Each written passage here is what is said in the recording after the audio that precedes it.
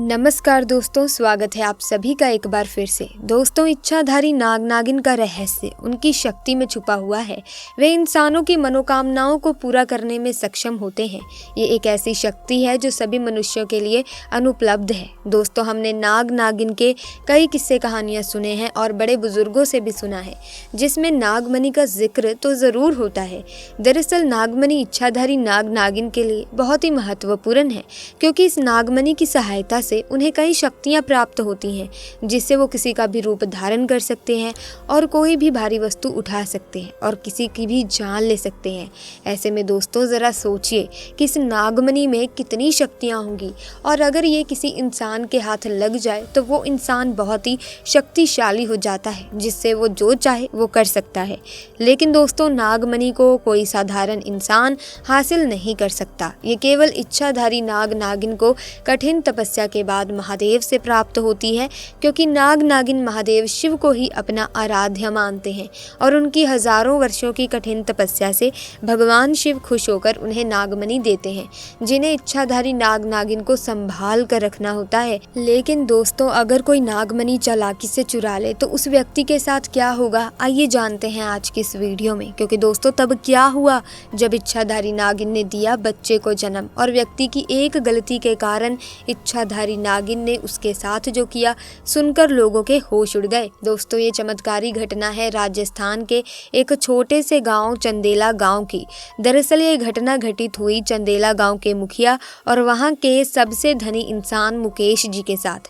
मुकेश करीब आज से 5 साल पहले एक साधारण एवं गरीब व्यक्ति का जीवन व्यतीत करते आ रहे थे। वो अक्सर जंगल में अपनी बकरियां चराने जाया करते थे।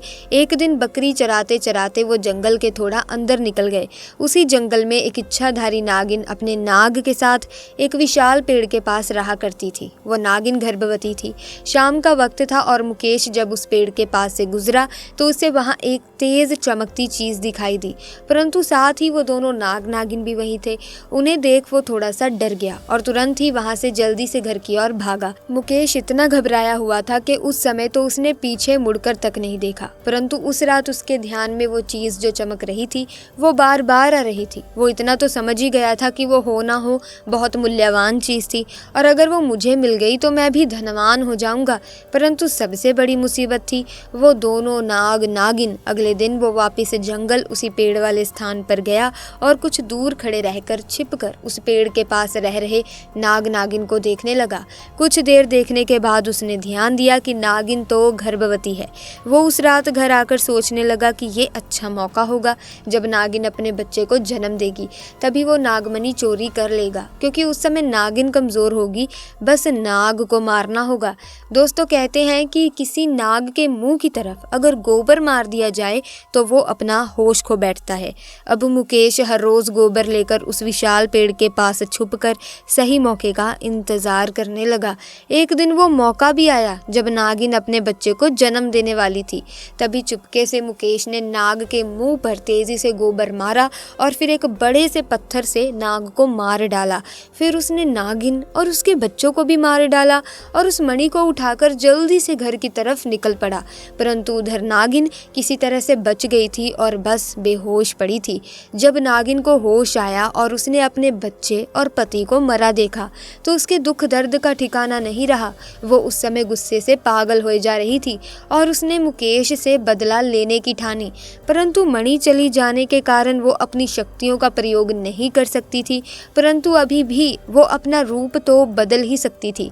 इधर मुकेश को जैसे ही मणि मिली उसका पूरा जीवन ही परिवर्तित हो गया। उसकी फसल इस बार काफ़ी अच्छी हुई और काफ़ी महंगे भाव में भी बिकी। उसकी तो जैसे मानो लॉटरी लग गई हो, क्योंकि जो भी वो धंधा कर रहा था उसे हर जगह से लाभ मिल रहा था। मुकेश को पता था कि ये सब उस चमत्कारी नागमणि का ही कमाल है। गाँव में हर जगह उसका नाम था। मुकेश के इस रुतबे को देखकर एक अच्छा रिश्ता मुकेश के लिए उसके पास ही के गांव से आया और रीना नाम की एक सुंदर लड़की से उसका विवाह संपन्न हुआ। रीना अपने पति मुकेश को बहुत प्यार करती थी, बहुत इज्जत देती थी। दोनों एक दूसरे का कदम कदम पर साथ निभाते। उनकी जोड़ी गांव में मिसाल बन चुकी थी। उधर नागिन भी एक पुरुष का रूप धारण कर संतोष नाम से मुकेश के यहाँ उसका मुंशी बन गया। मुकेश का विश्वास जीतने लगा।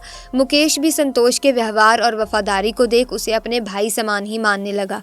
एक दिन रीना अपने पति मुकेश के पास आती है और बताती है कि तुम पिता बनने वाले हो, मैं गर्भवती हूँ। ये सुन मुकेश की खुशी का ठिकाना नहीं रहा।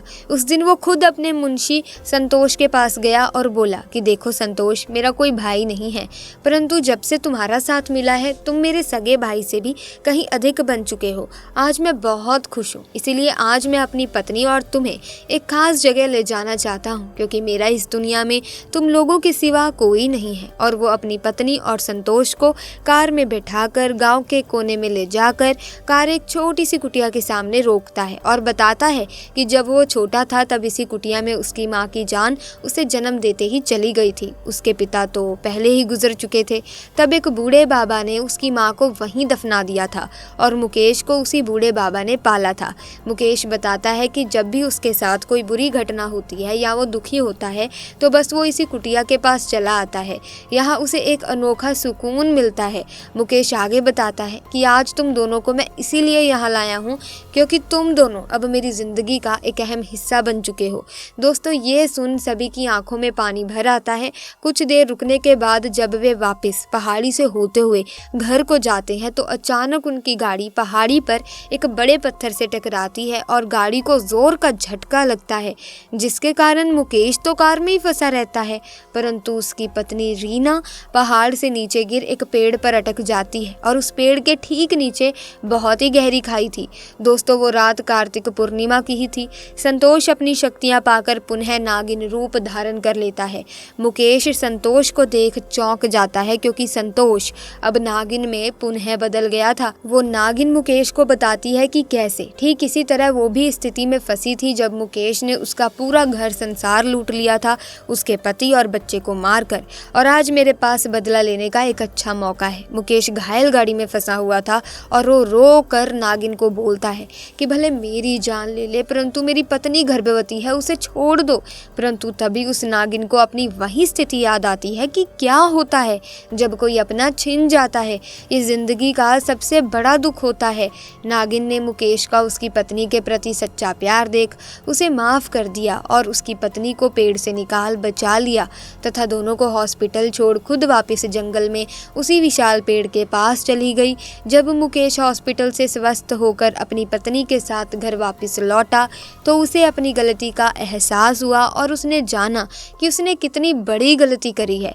वो नागमणि को लेकर उसी विशाल पेड़ के पास गया और उस पेड़ के पास उस नागमणि को रख फूट फूट कर रोने लगा और शाम को घर वापस आ गया। दोस्तों, कभी कभी इंसान लालच में इतनी बड़ी गलती कर बैठता है कि फिर उस गलती को कभी भी ठीक किया ही नहीं जा सकता और बस अंत में पछतावा ही रह जाता है।